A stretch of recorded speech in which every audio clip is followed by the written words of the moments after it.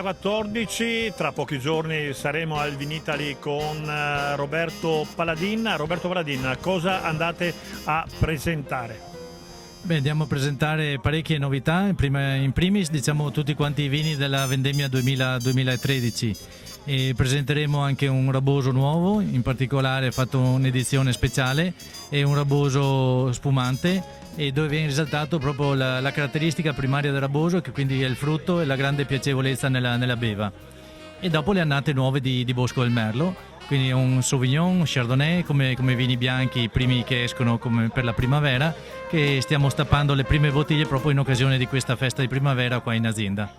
Allora, noi abbiamo due bicchieri con contenuto totalmente diverso. Io ho il raboso, il nuovo raboso spumantizzato, me lo vuoi descrivere? Sì, il raboso dove abbiamo fatto, come ho detto, una selezione particolare dei migliori filari, uva particolarmente matura, è stato affinato a contatto con le bucce per pochi giorni a bassa temperatura, quindi abbiamo esaltato tutto quanto quello che era il frutto e poco i tannini, quindi un vino praticamente fruttato e poco ricco di tannini, un colore bello intenso, un bel rosso rubino, e dopo è stata fatta una seconda rifermentazione in autoclave proprio per evidenziare quello che è la presa di spuma, quindi questa bella vivacità particolarmente piacevole. E qua si è svolto anche quello che era quella morbidezza, quel frutto che era rimasto residuo, e si è sviluppato ulteriormente in bottiglia. Un ottimo vino proprio per l'estate, va bevuto freddo, ghiacciato, e proprio da secchiello al ghiaccio, e che ci accompagnerà per tutta l'estate, abbinato tranquillamente alle carni, ai pesci arrosto, ai pesci fritti, anche una bella paella estiva, e un vino che potrebbe essere proprio anche una bevuta diversa. Allora, dal mio bicchiere passiamo al tuo. Sì, questo è un Pinot Nero vinificato in rosé, il Pinot Nero di Franciacorta, di Castello Bonomi.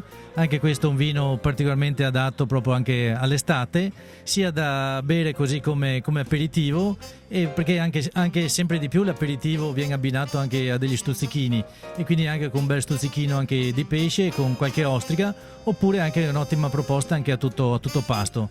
Sicuramente una cosa invitante che va anche a lasciarci alle spalle l'inverno. Appuntamento al Vinitaly nello stand di Paladin.